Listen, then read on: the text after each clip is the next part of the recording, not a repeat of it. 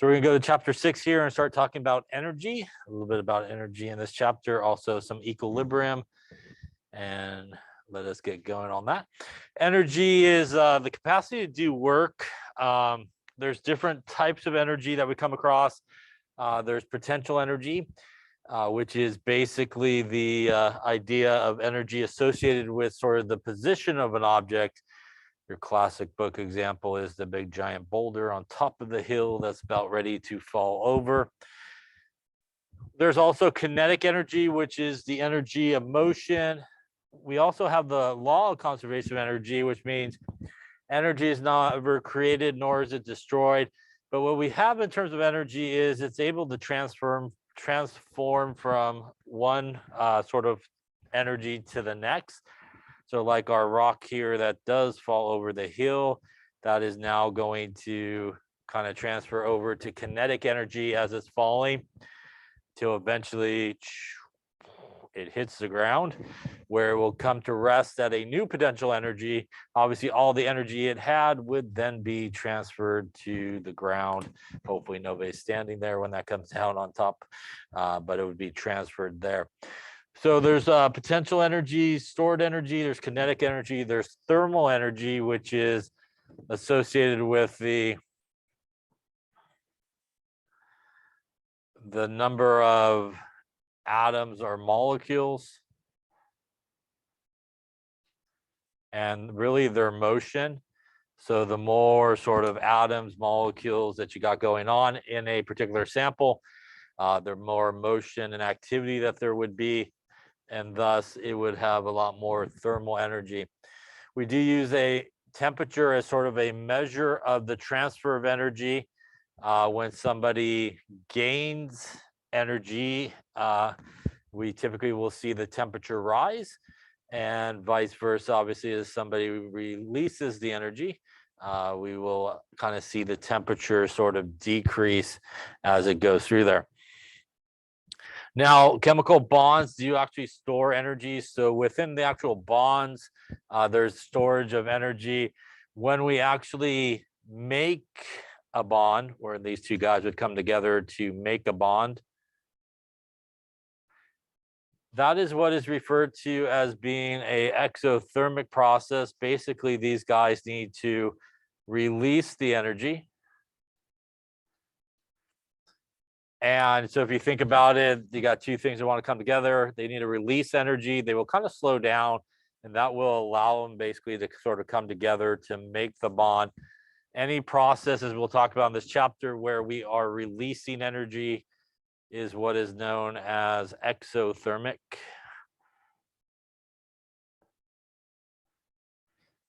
And that's opposite if you sort of have a bond and you want to break it. If you have a bond and you want to kind of break it. When we have a bond, what we have to do actually is sort of put energy into the bond. When energy is put into the bond, everybody gains enough energy and they sort of wiggle away from each other. They're able to sort of break apart from each other. And energy needs to be actually put in this process. And whenever we sort of talk about energy being absorbed, those processes are what are referred to as being endothermic. So those are two really big sort of themes in terms of energy. And a lot of times what we look at when we're dealing with energy is whether or not was overall energy released, which is an exothermic sort of process, or was there sort of a net gaining of energy, which is a endothermic process. The sort of transfer of energy, it is sort of thought of as being sort of equal, if you will. And that's really what the conservation of energy really speaks about. A lot of times when we're thinking about things, there's really kind of two things. And one thing is the system. The other thing is the surroundings. And really the system is anything that you're sort of interested in. So if you're doing a reaction in a test tube, your system would be your test tube. If you're doing it in a beaker, it would be your beaker, and so forth.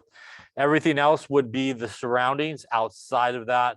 So usually in terms of energy and the flow of energy, we get this sort of perfect transfer, if you will.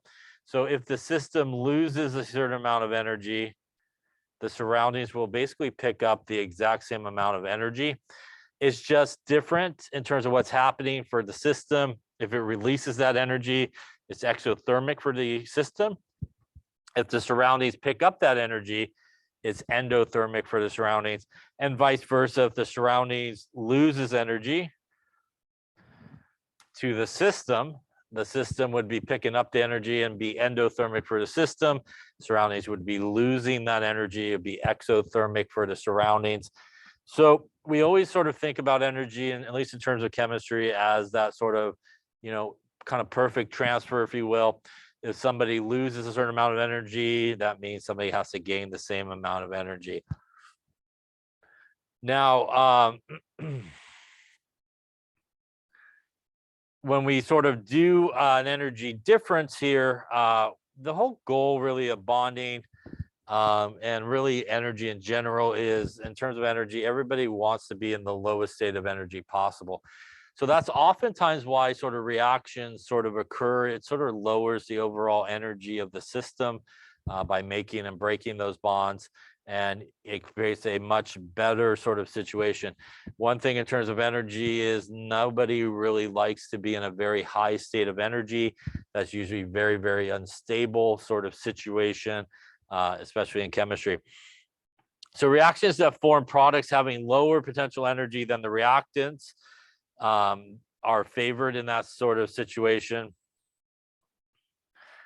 Now, when we talk about energy, there are certain units that we oftentimes come across, and the two sort of really popular units, if you will, are a calorie, and that is a lowercase c.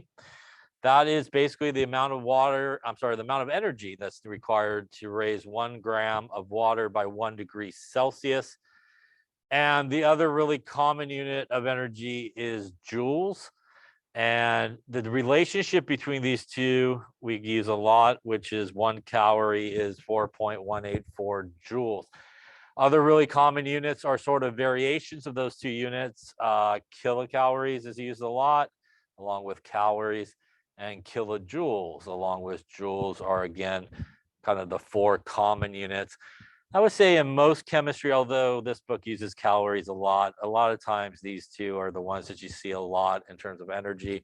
But again, calories also are used as well. Now, that is lowercase calories, not to be confused with capital calorie there. That is what is sometimes referred to as a nutritional calorie. And one of the sort of capital C's is equal to 1,000 of the lowercase c's of calories, and that is sometimes what is referred to as 1 kilocalorie, which is basically 1,000 calories. So if you see sort of a capital C in terms of calories, it's usually related to sort of nutrition. And again, that's 1,000 of the little guys and 1 kilocalorie. So the nice thing is kilocalories, kilojoules, that is the 1,000 sort of conversion. And again, in 1 kilojoule, there are 1,000 joules. And in 1 kilocalorie, there are 1,000 calories as well. So let's talk about energy changes that occur in reactions. When molecules come together and react, basically, yes.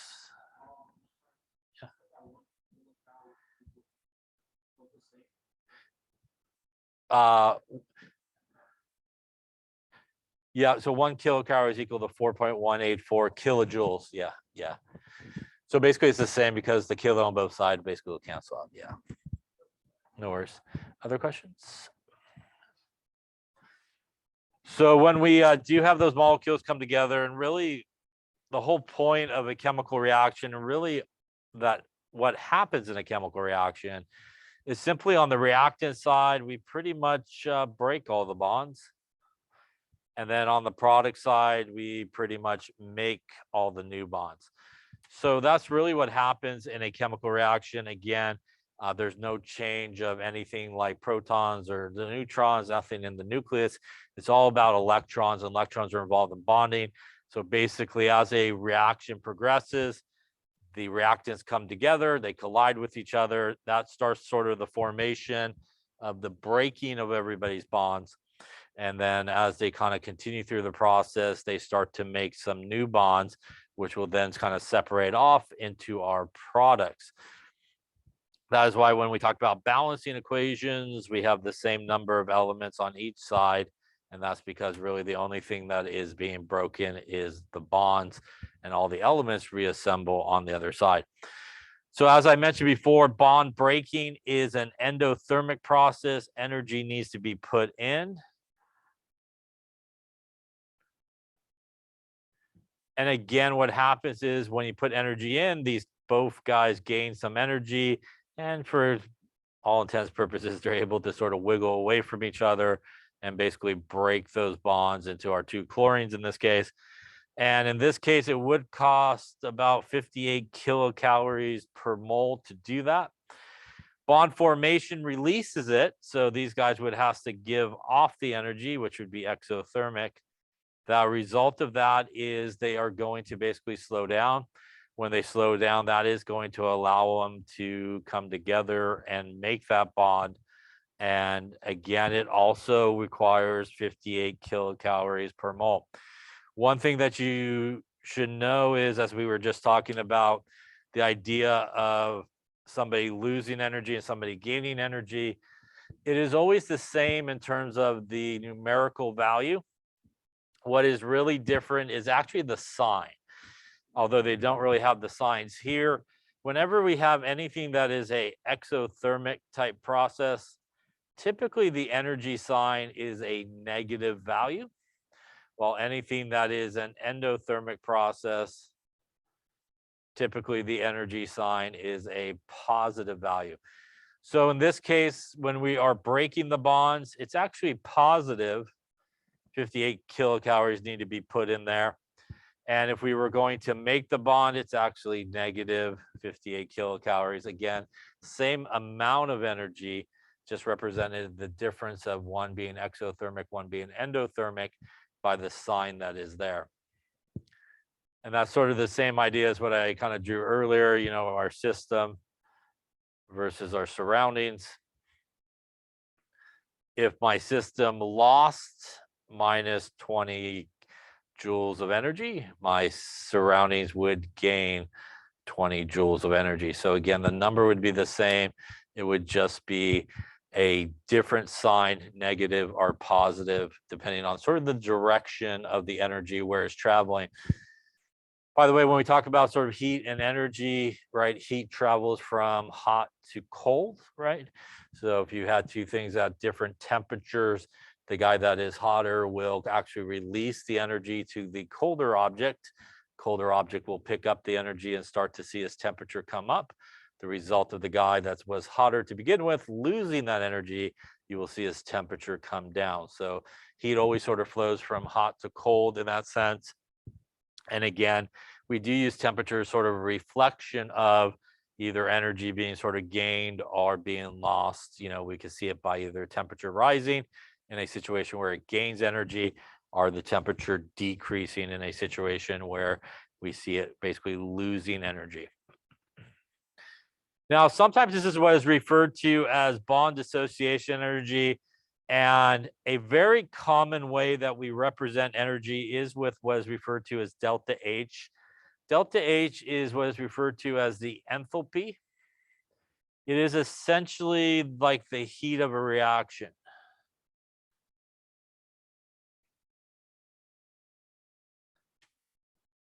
One way that we can commonly calculate delta H for a reaction is to basically take the delta H of our products minus the delta H of our reactants.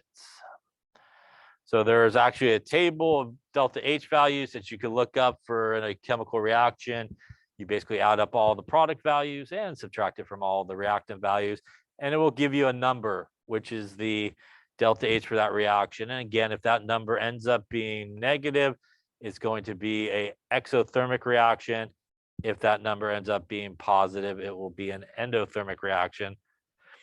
And again, just simply given the delta H value, that is all you need to look at. The number really doesn't matter.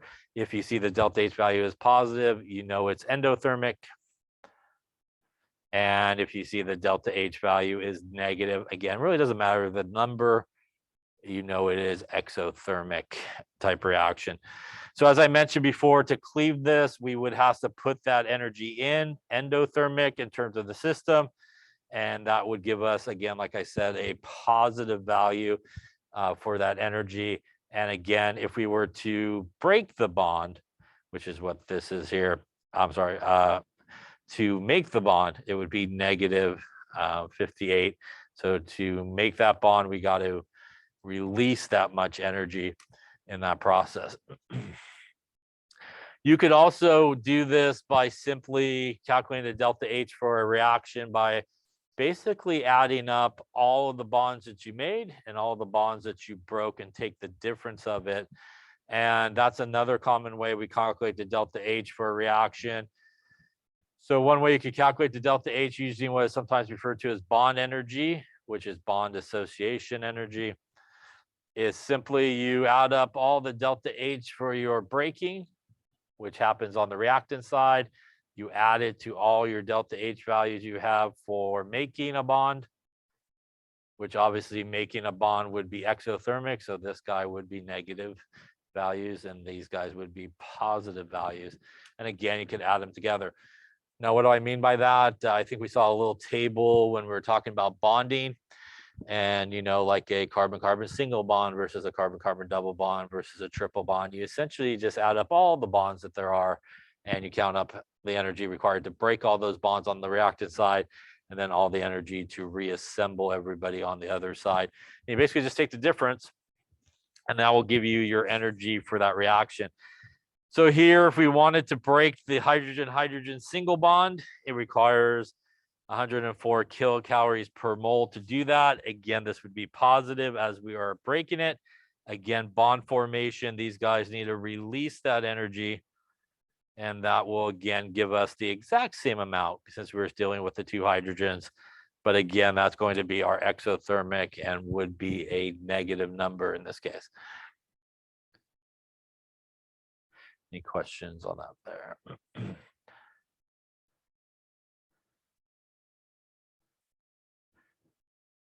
So in terms of bond energy, the stronger the bond energy, the higher the bond dissociation energy is. So if we could just compare the bond between the hydrogen and basically the halogens, so we got our fluorine, our chlorine, our bromine, and our iodide. And comparing this, we see that it is actually the HF bond that takes the most energy to break it. And it's actually the HI bond that takes the least amount of energy to break it, which means which one would break apart the easiest? It would be the HI would be the one that breaks apart the easiest. This is actually one of the reasons why we talk about sort of weak acids, strong acids. If you look at group 7 acids, which is hydrofluoric acid, hydrochloric acid, hydrobromic acid, and hydroiodic acid, these are all acids. And what makes something an acid is the ability basically to release that hydrogen, that H plus, which means obviously if you look at the situation, in order to release that H plus, you've got to break that bond. And these guys here have the lowest bond energy, which makes these guys actually strong acids. And actually the strength of these guys increases as you go down because HI is much less energy required to break that bond, which means it actually release the hydrogen a lot easier, meaning it's going to give away more hydrogen and actually be a stronger acid than something like HCl, which is still a strong acid, but it takes a lot more energy to break that bond and release it. HF takes the most energy out of all those, and that is why it's actually a weak acid, because it takes a lot more energy to break that bond. That hydrogen will hang in there a lot longer, less of it will be released, and it'll be a much weaker acid than, say, HI, HCl, and HBr. So, something like bond energy here does play a role in things like acid strength. Again, because the stronger that bond, a lot harder it is to release something like the H plus for it to form basically be an acid. So calculations involving delta H. Delta H indicates the relative strength of the bonds. When the delta H is negative, more energy is released in forming the bonds than is needed to break the bonds. The bonds formed in the products are stronger than the bonds broken in the reactants. So, for example, if we were to look at this sort of guy here, what would be happening if we use bond energy to help us determine this? What we would want to do if you weren't sure is maybe just quickly sketch the structures here. So that's CH4, which looks like this. That is O2, which is a double bond, and there's actually two of them there. And this would represent our reactants and basically everything that we would need to break. And we could go to a table and find the energy to break the carbon-hydrogen single bond. And we would actually need to break 1, 2, 3, and 4 of those. We would also need to break the oxygen-oxygen double bond, and we'd actually need to break 2 of those. And you would find, again, different values on that table, depending if it's a single bond or a double bond. And then what happens on our product side is we reassemble everybody. So on our product side, we get CO2. Looks like this, and we get water, which looks like this, and there's actually 2 of them. So really sort of breaking is over here, and if we sort of had to add up all of our making, what we would be doing is basically 2 carbon oxygen double bonds to basically make that guy. So we would have the carbon oxygen double bond. We'd have to look up the value there and basically times it by 2. And then for each water, we're making a hydrogen oxygen bond. There's actually a grand total of 4 of those bonds we would be making for all these guys. So we have the hydrogen oxygen bond that we would need to do 4. Again, you could look up in a table the values for each of these things. If you look it up in a table, it's really important to make sure that you not only find the 2 elements that are involved, but you do find the correct bond, if it's a single bond, double bond, or triple bond. Like we talked about with bonding, right? The triple bond is the strongest to break, right? There's a lot more energy required to break that guy versus, say, a single bond. So you would find different values for these. What you would do is, and I don't have that table with me, but what you essentially do is find all these values, add them all together, and that would give you, because it's breaking, a positive number, right? You would then add all the values for your making, which requires the energy to be released, which would end up being a negative number. And then to find the delta H, you just simply take your delta H of your making plus your delta H of your breaking and add them together. And again, depending on what you get there, you may get a negative number or a positive number in terms of bond energy. Any questions on that there? Now, in this case, what we get is an overall energy difference of minus 213 kilocalories, which means heat is released. This is going to be an exothermic process. And you know that because I'm assuming you lit a Bunsen burner in lab at some point this semester. That is basically the reaction that's occurring when you light the Bunsen burner. A little bit of methane plus some oxygen in the air, a little spark, and you get flame and heat, right? So from the flame, you could obviously feel the heat being released to the surroundings, exothermic, right?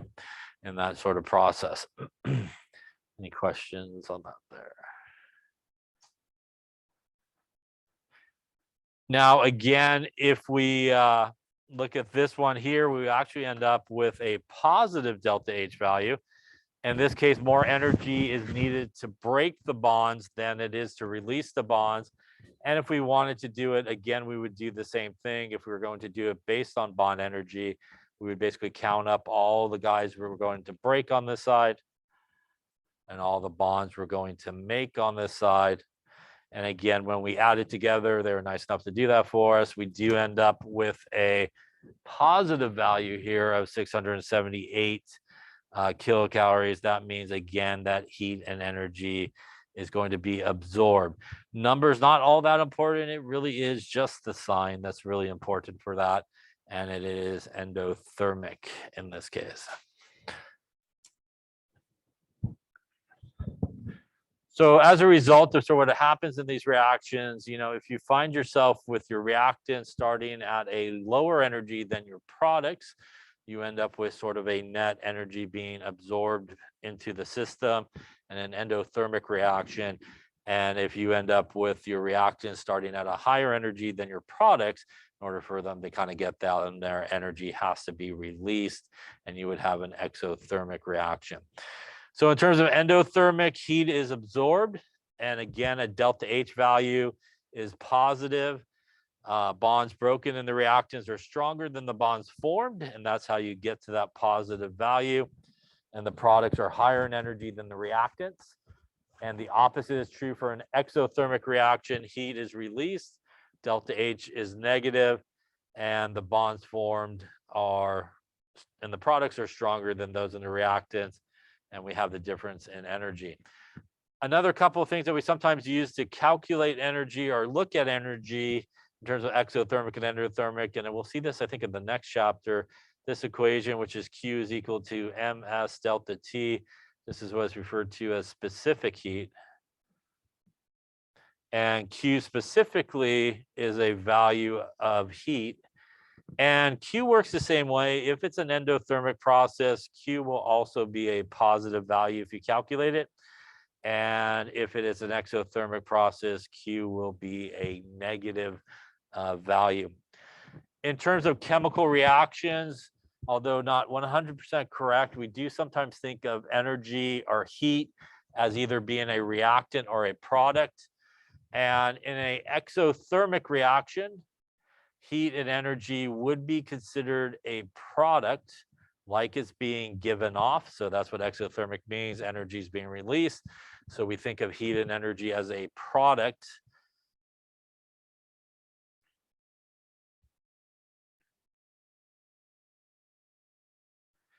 And the opposite is true in an endothermic reaction. We think of heat and energy as a reactant, like heat and energy is being absorbed by the reactants. So we kind of think of those guys as a reactant. Any questions on exothermic or endothermic here?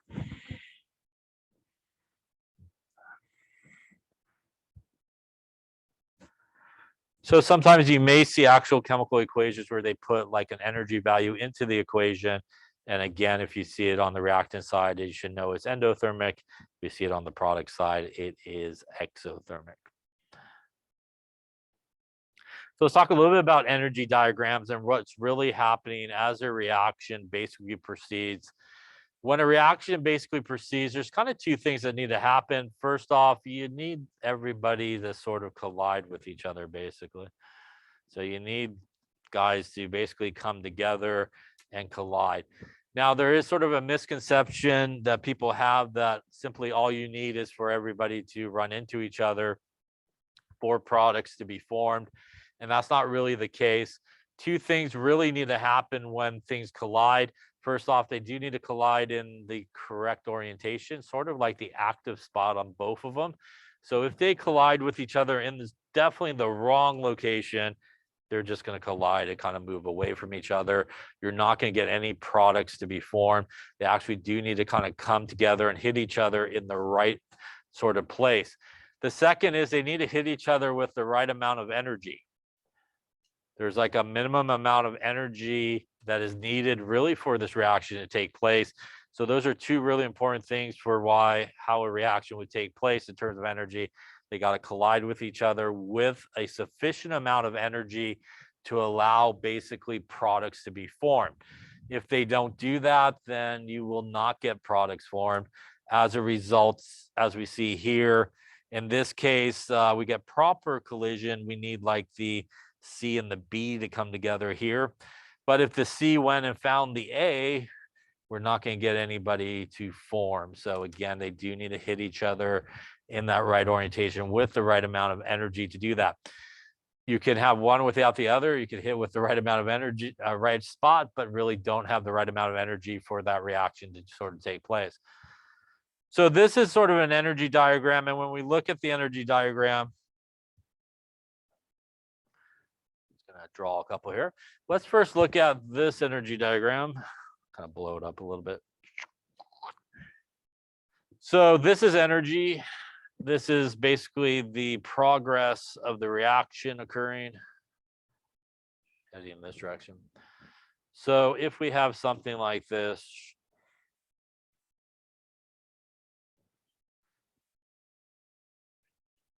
and right here is our reactants. This is our products.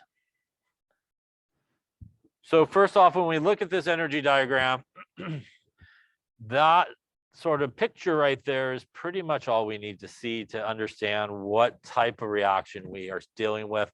First off, we see that our reactants here are higher in energy than our products. So basically, the only way for the reactants to get down to the products in terms of energy is to release energy in this case. So this is a classic exothermic process here. So whenever you look at an energy diagram and you see that the reactants are higher in energy than the products, energy has to be given off for those reactants to get down to the products. And you know it's always going to be basically a exothermic reaction. There is actually a hill right about here that has to be basically climbed. And this hill is what is referred to as E of A. This is the activation energy. And the activation energy is the minimum amount of energy required for a reaction to take place.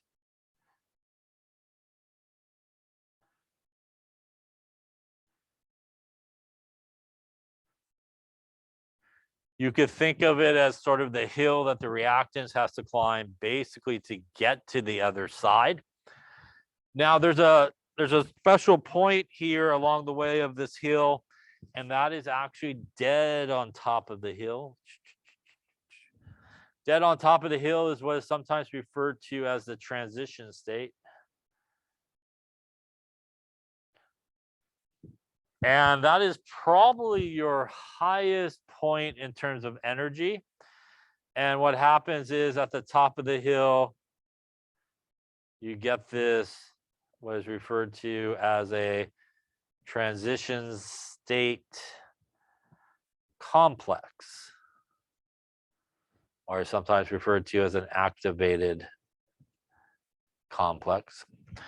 And that's this guy basically up here, up on the top of the hill here. Now, this guy that's up on top of the hill is that the highest energy point is that a stable or unstable situation. If you're at the very highest point in this reaction in terms of energy, it is very unstable. So as we talked about earlier, things do not want to be in the highest state of energy. Things much rather be in the lowest state of energy. And that is why transition state complexes, they're very, very unstable. So usually relatively quickly, they will kind of shoot down the other side of the hill and make products. And that's also why it's very difficult to sort of isolate a transition state complex, because it's really high in energy. It doesn't hang around a very long time. It kind of falls down the other side of the hill. First off, any questions on that there? So what is happening in this process as this reaction is taking place? So what is happening is, as we start here, we basically need to start breaking some bonds, right? So we got to break some of those bonds of the reactants. And what happens is as we sort of travel up the hill here, we're actually going to start making some bonds as well. So you got this guy that's in a process of breaking some bonds, but then kind of making some bonds on the other side. Things are still sort of partially connected to each other. Some are leaving, some are coming back in. And when you do get to this sort of peak in energy, what you have is that transition state complex, which oftentimes is a guy that has some partially made bonds and partially broken bonds. So you got this really unstable thing because it's also got, like, I'm getting rid of my bonds, but at the same time, I'm making some new bonds. It's really this sort of transition substance that's going to occur. And then, like I said, very quickly, it will sort of drop down to our products here. And again, if you're curious how you would figure out the delta H for this reaction or the enthalpy for this reaction, you would actually take the energy difference between your products and your reactants would be your delta H for this reaction. So the energy of where your products end up minus the energy of where your reactants started will give you basically the delta H for this reaction. And that's why to calculate the delta H, a lot of times what we do is we take the delta H of our products minus the delta H of the reactants. And like I mentioned earlier, there is actually just a table where you can look up all those values. And why is that important? It's basically, if you think about it, final state minus initial state, right? This is the final state of our products in terms of energy. This is the initial state of our reactants in terms of energy. The difference is the delta H for the reaction. And in this case, the difference is going to be negative because energy is going to be released to make up that difference in terms of the reactants and the products. Energy would be released in the form of energy to the surroundings. So if you think about the Bunsen burner example, again, as that reaction is going, it's just dumping energy into the surroundings. And that is the difference between the products and the reactions, that energy that is being given off in that reaction. Any questions on that energy diagram there? So this is an energy diagram for a exothermic process. Reactants, really the simple way to find it, reactants higher in energy than products. So let's take a closer look at what happens in a endothermic process. In an endothermic process, if we look at sort of the energy diagram here, and again, sort of the same idea, energy, the progress of the reaction happening here, heading in this direction. And if we had a sort of an endothermic process, it would look something like this, where this is our reactants. This is our products here.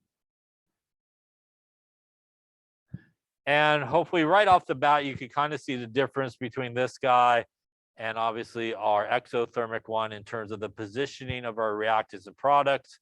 Exothermic reactants are higher in energy than products. Here, our reactants are actually lower in energy than our products. So we have our reactants that are lower in energy than our products.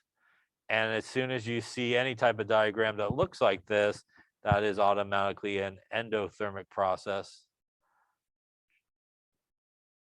That basically means in order for those reactants to get up there in terms of energy to our products, energy has to be put in and absorbed.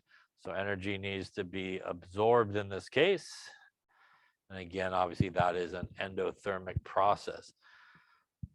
So same sort of thing happens here that we saw before. We will see an actual activation energy hill that is right here.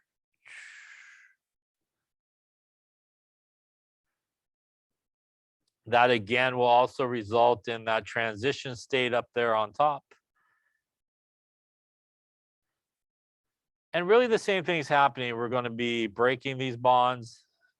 And again, going to kind of be making the bonds as we are heading up the hill there, and then kind of quickly go to the other side. Now, what we do see is the hill here for activation energy larger or smaller than what we see in an exothermic reaction? It is larger, and that sort of makes sense that you need to kind of put energy in there for that, right? To help everybody get up and over the hill.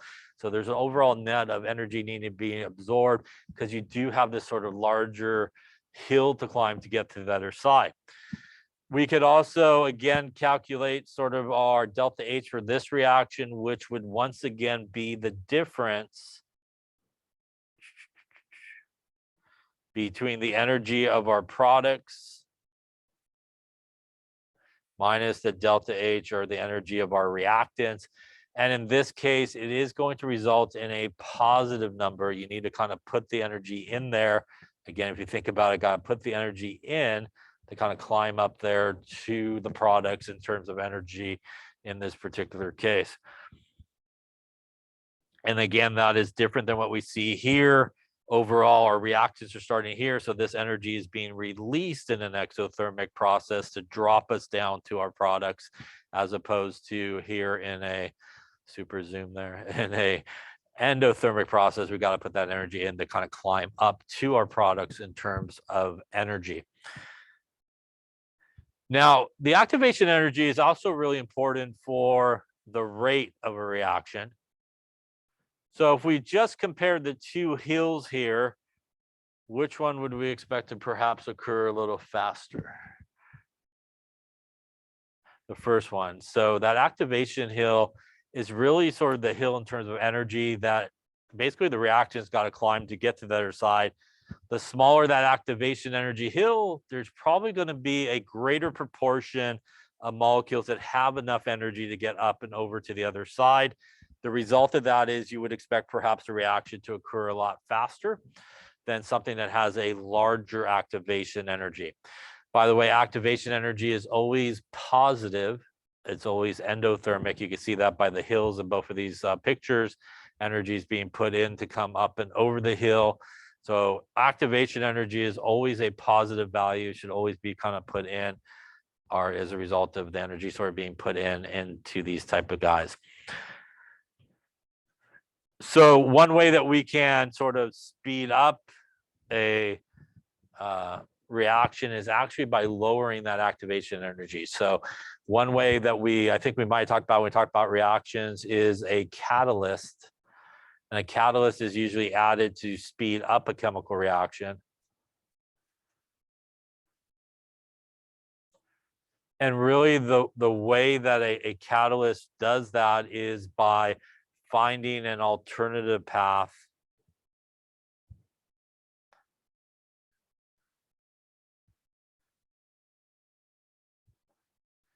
So with the uncatalyzed sort of reaction here, we have this hill to climb. A catalyst, by the way, one more time, is not a reactant. It is not a product. It does not get used up.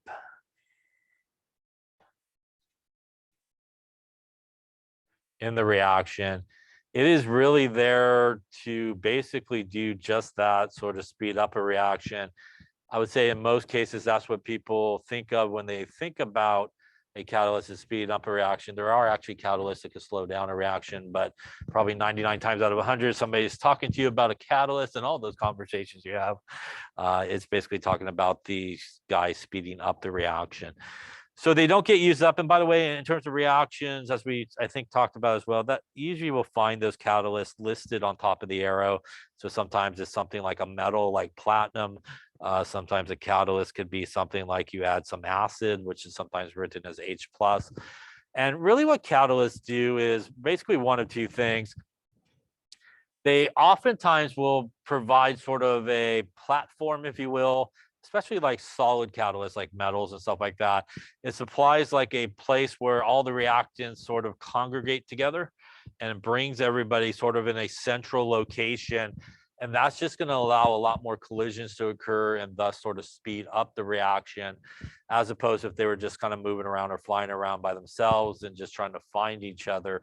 So oftentimes a solid catalyst sort of does that. It just kind of brings everybody in a central location and allows really the reaction to sort of take place. And the result of that is a catalyst basically finds sort of an alternative pathway. So, like in the old cartoons, right? If you had a hill, you could go up and over the other side. But the roadrunner, right, opens the trap door on the hill and just goes straight through to the other side, right? So it finds get to the other side a lot quicker. And the result of that, like I said, is it will basically lower this activation energy in a catalyzed reaction.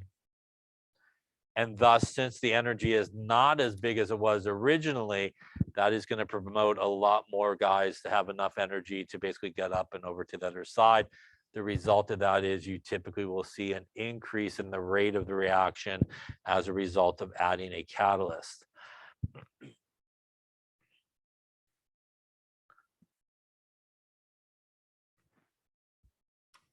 Any questions on that there? Any questions on the energy diagram? So what an exothermic one looks like, endothermic. Yeah, any question? So this sort of stuff that we talked about, again, the activation energy is that minimum amount of energy that's required. Again, you can think of it, like I said, as sort of that hill that everybody's got to climb.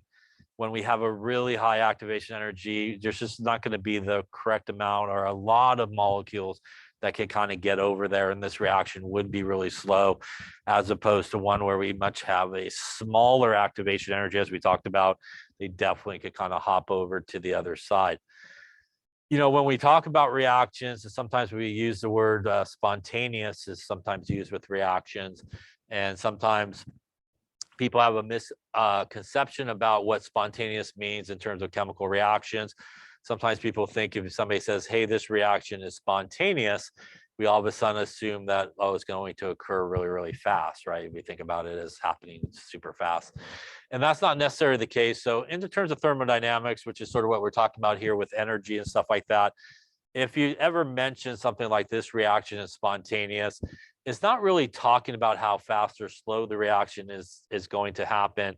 It's talking about the idea that under these specific conditions, everything's correct and right for this reaction actually to take place.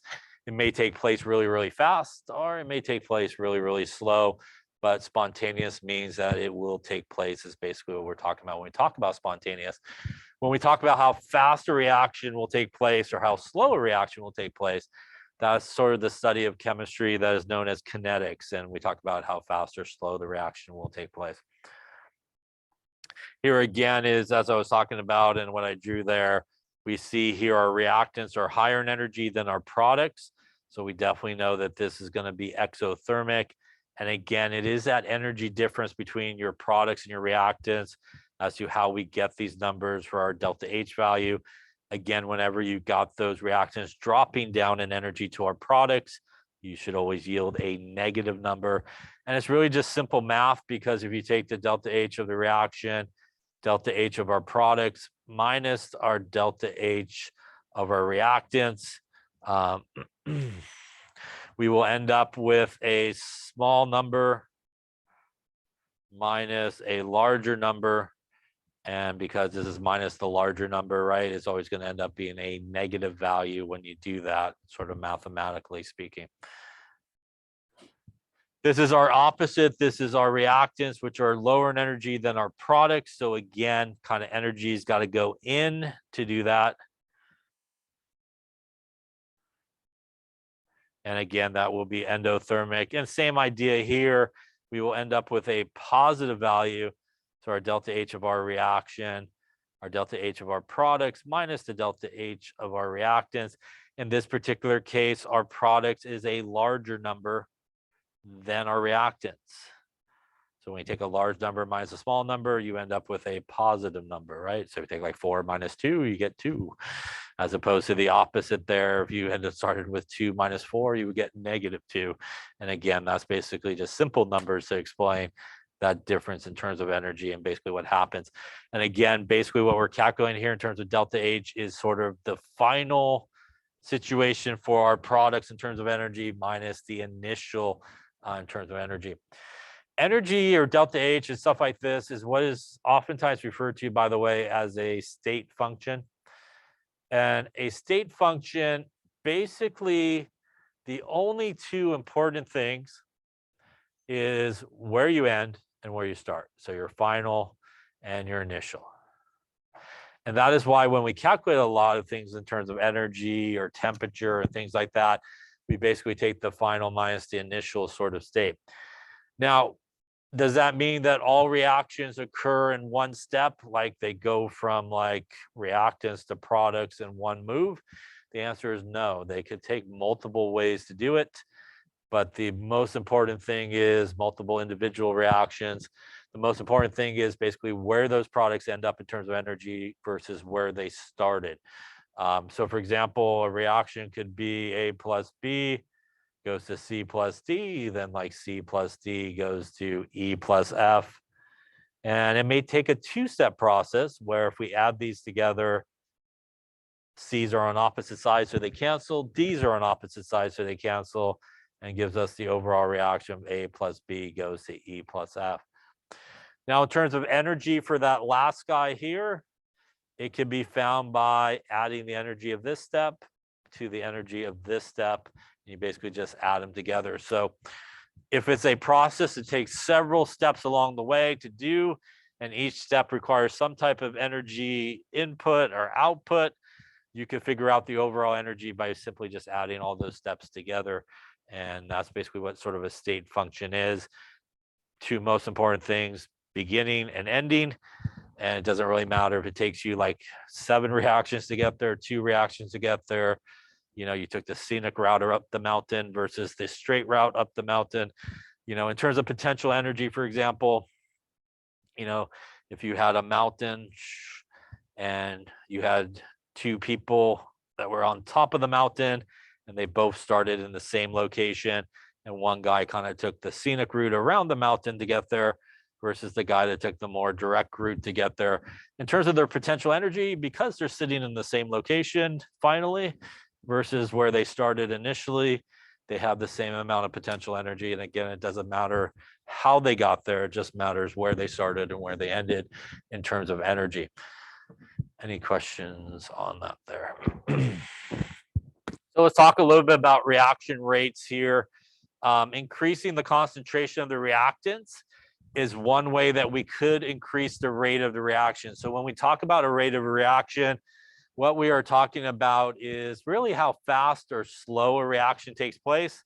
This is essentially what I was just talking about. This is sort of kinetics. Is basically how fast or slow a reaction will take place. So one way that you can increase it is by increasing that concentration. Increasing the concentration means there's more reactives around each other, which means there's probably going to be more collisions with the correct amount of energy, and that should increase the rate of the reaction. In addition, temperature plays a really important role in terms of the rate of a reaction. Increasing the temperature pretty much as energy. And if you think about the hills we were just talking about, activation energy, if you increase the temperature, you're going to have a lot more reactants that have enough energy to basically get up and over that activation energy to the other side. The opposite would be true. That would obviously increase the rate of the reaction. The opposite would be true if you kind of put everything on ice. So if you threw all your test tubes on ice and you ran that reaction, it probably would slow down. Again, you're going to be removing energy. The result of that is you're going to have less guys in the reactant side that can get up and over to the other side, and the reaction is going to occur a lot slower. So sometimes, for example, if you, on average, not every reaction, but on average, if you increase the temperature about 10 degrees Celsius, you will probably, in a lot of cases, double the rate, make it occur twice as fast by, again, just kind of raising the temperature. You could do that very simply in a lab. If you got, again, your test tubes, you could just go incubate them in like a boiling water bath, and that would add a lot more energy. And then when you put them together to do the reaction, it would probably occur a lot faster. Again, versus if you took your test tubes, throw them on ice, and then put them together, it would occur a lot slower. Any questions on that there?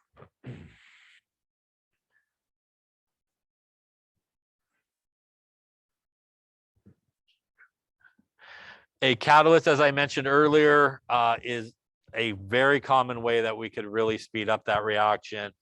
And as I mentioned, it really does just sort of provide a alternative pathway for a reaction to take place.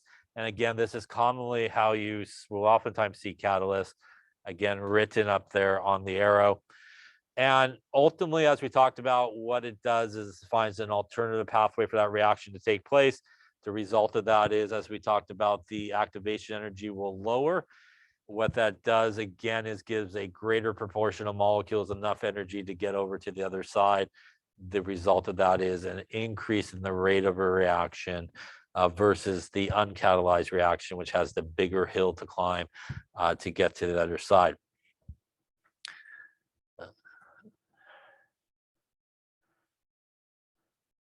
And again, that's sort of what we drew earlier there.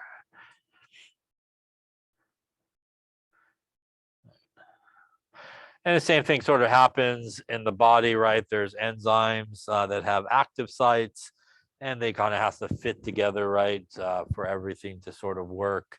A lot of times there's sort of the active site, a pocket where it needs to fit those guys correctly. Again, if they come in at the wrong orientation, they're not going to fit together and obviously will not work very well. Any questions on rates of reactions here? The next thing we're going to talk about is equilibrium and chemical equilibrium. And this also is something that sometimes confuses people based on the name, which is equilibrium. So a lot of times when people see equilibrium, they think equal. So they think you have equal amounts of everybody on both sides. And that's not really the case. So chemical equilibrium involves a specific type of reaction, and it is a reversible reaction. So reversible reactions are the types of reactions that we deal with in terms of equilibrium. We could recognize those reactions because they have arrows heading in both directions. So when you see these arrows heading in both directions, this is a reversible reaction. And there's basically two ways it goes.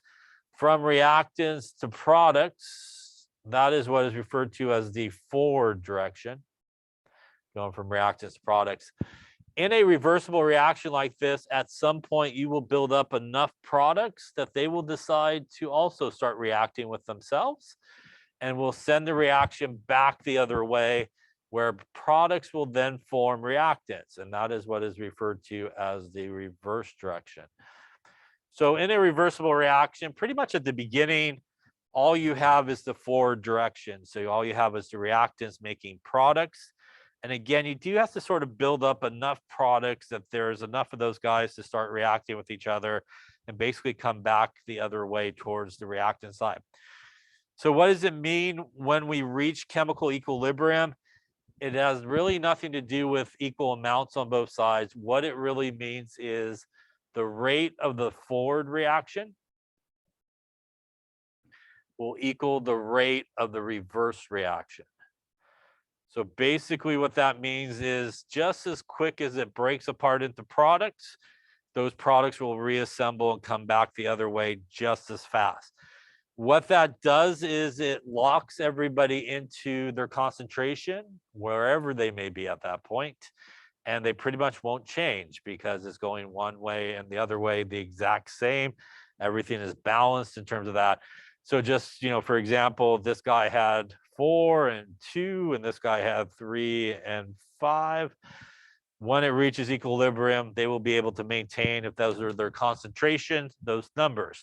They won't change because it's going back and forth at the same rate, and they will keep those numbers. The only way it will change is if you do something to it that kind of screws up the equilibrium, which we'll talk about in this chapter as well. So the system is at equilibrium, like I said, when that rate of the forward reaction equals the rate of the reverse reaction, essentially locking everybody into their concentrations, or even pressures. If you're dealing with gases, they'll be locked into their certain pressures at that particular point. Their concentrations or pressures really won't change unless something happens to it that messes up the equilibrium. There is a relationship for these type of reactions that is known as the equilibrium constant, and that is abbreviated with a capital K. And ultimately, to calculate the equilibrium constant, you take the concentration of the products divided by the concentration of the reactants. That is what the little bracket means. Bracket means concentration. And basically what it means is molarity, which is moles per liter, is basically what concentration means. So you take the concentration of the products divided by the concentration of the reactants, and you actually take the coefficients in the balanced equation, and they become like the exponents when you calculate it. So you take those coefficients as the exponents when you go to calculate it. What is the equilibrium constant? Well, the equilibrium constant is one of the few things in chemistry that is simply a number. So the equilibrium constant is simply a number that tells you a couple of things. If you have a really large value for K,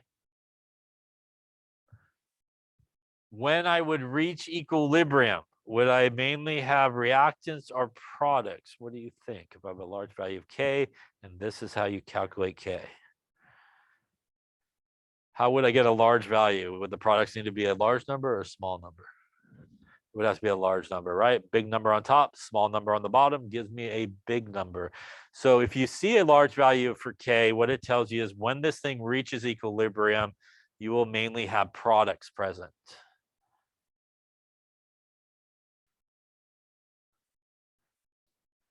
And the opposite is true if you had a small value of K.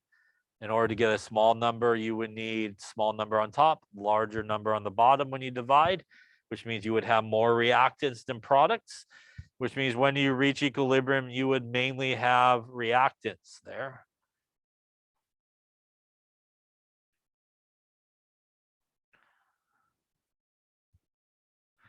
So one of the useful values of K, other than just calculating it, is that it could tell you that when this particular reaction reaches equilibrium, you may have mainly products, you may have mainly reactants that are present based on the value. So you may be asking yourself, what is a large value of K? It is pretty much anything over 1.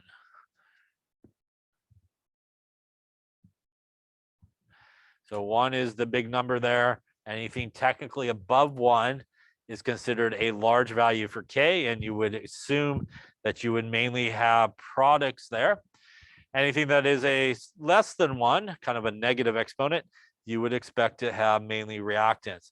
There is various degrees of large and small. For example, you could have a large value that is like times 10 to the 39 or 50, which is a very, very big number, as opposed to you could have a K value that's like times 10 to the minus 39, which is a super small value. If you are at any of those extremes, it's almost like a one-way reaction in certain cases if you have a really large value of K. But any equilibrium reaction, regardless if you have a super large value of K or a super small value of K, there will always be some type of back and forth. So there's always reactants and products both in the solution at that time. You just may have like a very, very small amount of reactants or a very, very small amount of products, but you do have both of those things in there. And that's because these type of reactions are kind of like those weak electrolytes we talked about, which have those arrows that kind of go in both directions, and they mainly will stay together in solution. Any questions on that there? So if we look at this for the following reaction, if we wanted to write the equilibrium expression, once again here, we would take our products, which is this guy. So we would take, again, like it shows there, the concentration of NO, and again, we would square it because of the coefficient. And we would divide it by our reactant, which would be N2 times O2. Again, each of the coefficients here are 1, which is why we don't put any exponents. It's just obviously assumed to be 1. Now, as we will talk about with the equilibrium constant, there's actually 2 things that really don't affect equilibrium. And the 2 things that don't affect equilibrium are things that are solid and things that are a pure liquid. So if you have an equation that has something that's a solid and something that is a pure liquid, you do not include it in the equilibrium expression. which basically means there's only really two things that get thrown into the equilibrium expression. Those two things are things that are aqueous and things that are gases. So anything with an aqueous or a gas, those go into the equilibrium constant. Anything that is solid and liquid, we don't basically include. All these guys are gases, really.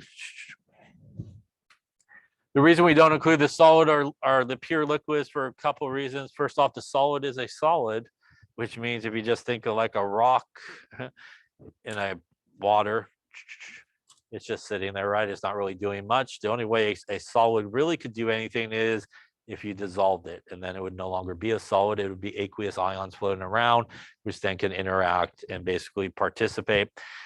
Liquid, something that's a pure liquid like water, pretty much the concentration remains constant throughout the whole process. So it doesn't really change. So it doesn't really affect anything. So we don't include those two things. Things that are aqueous means that they are in the solution floating around ready to react. So obviously they will participate. And things that are gases are flying around, obviously, with enough energy and ready to basically interact with each other. Any questions on that there? And again, as I mentioned, the 1 is sort of the number there for large or small. And again, if you're larger than 1, there's considered a greater value of K or large value of K, and you would expect more products. And if it's smaller than 1, then you would expect more reactants when you reach equilibrium. All right. All right, I think we will lay it up there for today. Let's talk